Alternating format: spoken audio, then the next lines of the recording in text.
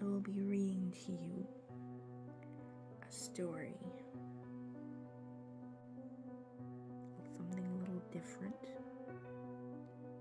This is a story that I started writing today, and this is just like the first chapter, the first part of it. So,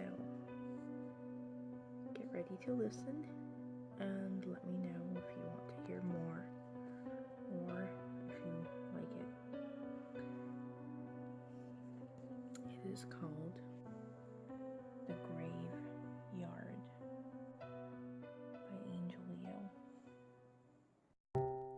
This story is set in the Victorian era around 1843. Here we see a beautiful young girl at the age of 21, Eliza Perkinson. She lives with her uncle, who works as a blacksmith. He is gone most of the day, and so Eliza is left to her own to do as she pleases after the house is kept. She has a very curious and creative spirit and appears to be shy around others, but has a boldness in her that comes out every once in a while like fire. Eliza was raised by her father and never got a chance to know her mother, as she died only 2 weeks after Eliza's birth. She remembered her father telling her that Eliza's mother, Danielle, had the same shy demeanor with fiery spirit when she wanted to.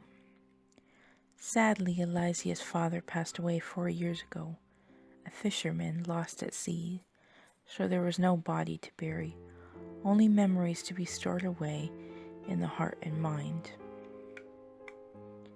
Eliza was unlike other girls who were busy shopping, sewing and quilting, or going to finishing school to be fine young women of character who would be swept away by young men with rich families. Eliza didn't berate these girls for the life they chose, but she knew it wasn't for her. Her mind was elsewhere.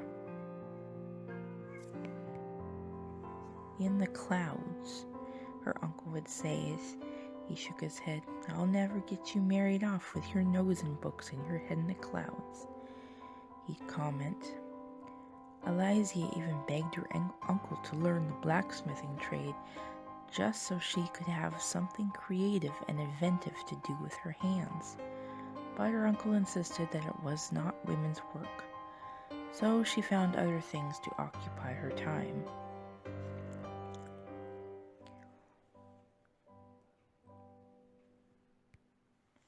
One of her favorite activities was to visit the old church graveyard. It stood in back of the old church that had a fire years ago, but most of the building was still standing. No one ever visited this graveyard, and so she could easily sneak in and enjoy the day there.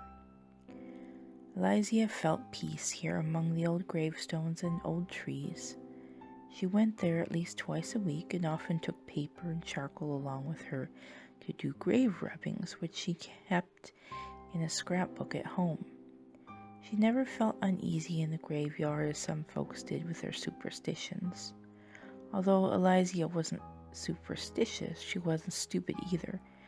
She knew that some people in the area still robbed graves and liked to sneak around and attack or pickpocket unsuspecting people on the streets, so she always took her father's flintlock pistol for protection. Today was October 25th, and she wanted to do something different. I should go, she thought curiously, to the graveyard tonight. I've never been there at night, and I'm curious how the atmosphere would be in the darkness with nothing but the moon to light my way. She decided this was a grand idea and snuck out late that evening, after her uncle went to bed. She bundled up against the cold and looked out at the moon. It was nearly full and shone brightly, but then she remembered the trees that shadowed much of the graveyard, and thought it wise to bring a light source along with her. She grabbed the candelabra off the windowsill the box of matches and crept out the door. Just when she reached the old church, Eliza lit the candles and slowly walked through the yard to the cemetery gravesite. There was quite a chill in the air, but no wind, and it was very quiet. As brave as she thought she was coming here at night, Eliza did start to feel a bit frightened as she jumped as an owl flew from one tree to another chasing its prey.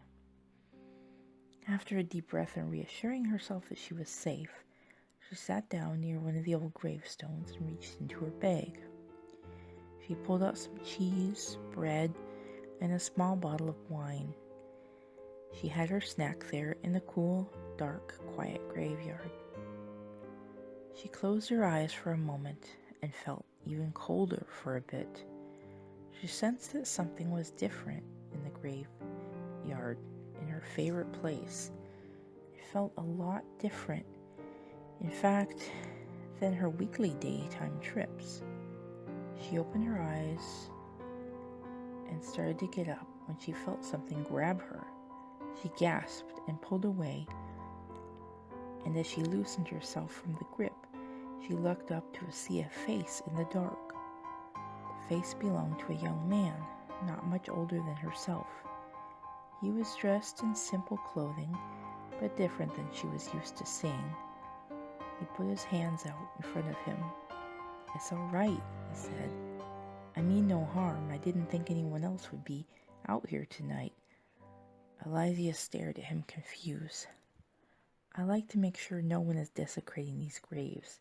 It's an old graveyard, and not many come here, but once in a while people like to come by and have fun at its expense," he explained as he pointed to a toppled gravestone where the moonlight shone through the tree. Eliza stared at him, still surprised to see another person at the graveyard.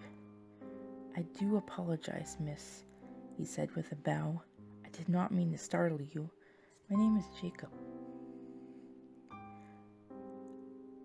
"Eliza," she managed to say. "Eliza Perkinson." She looked down at the ground shyly. "Well, Miss Perkinson," Jacob spoke, "what are you doing out here at night in an abandoned graveyard?"